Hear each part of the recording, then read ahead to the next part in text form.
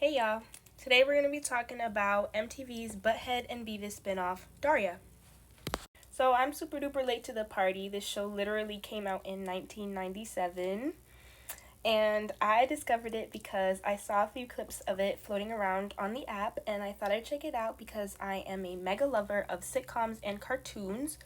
So I thought I would talk a little bit about it with you guys today because, yeah.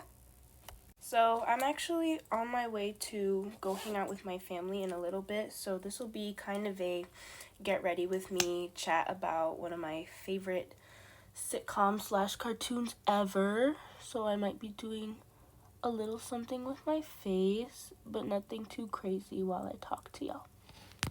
Okay, so if you're not super familiar with the show, like I said before, Daria is a spinoff from MTV's Beavis and Butthead from 1997, and it ran until 2002.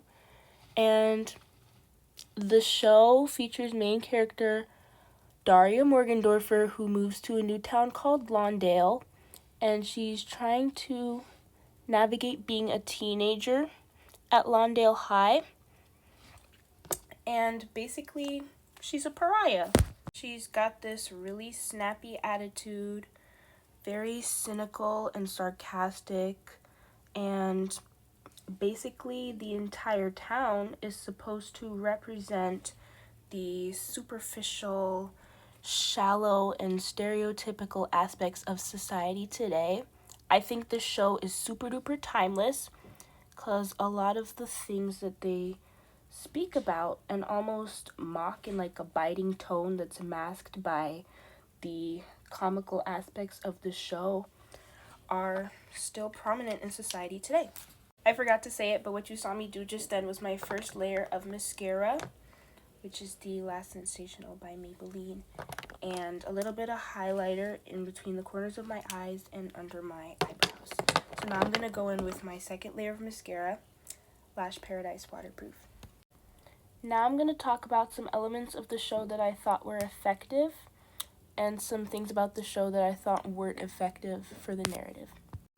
The highlighter's from Tarte, by the way, guys, but I'm going to move fast. So the first thing that I thought was super duper effective was the representation of the misfit group in a high school setting. At the time that the show came out, a lot of shows that were targeted towards high schoolers and supposed to represent an actual high school setting were glamorizing teenage life for girls, and it's like, oh, it's so much fun, it's which boy am I gonna date, and which party am I gonna go to. Daria not only represents the misfits by being the queen of the misfits, but her outlook on life really brings to light a lot of the realistic and controversial ideas of society as a whole.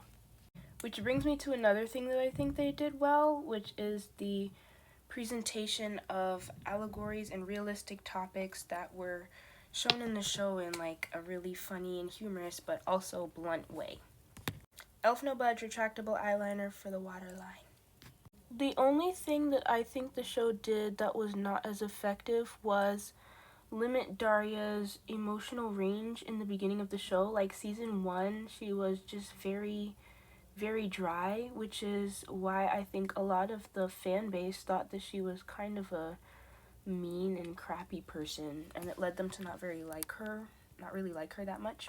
But to be honest, I think that was kind of the whole idea for her character, for her to just really keep it real, be herself, and just kind of abstain from anything that would be her conforming to the normal society in her town, in her school. She really strongly believed that everyone in her town was shallow, and the town as a whole really valued image over substance. And even if that meant ostracizing herself from the rest of her common society, she did not want to conform to that whatsoever, and that was her decision as a character. So the main themes of Daria were individualism, stereotype criticism, like for consumerism and media, and family dynamics. Daria's always criticizing the way media and pop culture shape individual identity, which is super duper realistic.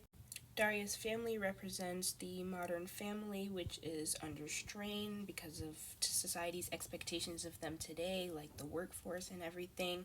Like, her parents are super well meaning but very disconnected from their children's lives. But yeah, guys, in conclusion, the series was funny, interesting, and super duper insightful. I would 100% recommend. And yeah, thanks for listening to my little ramble.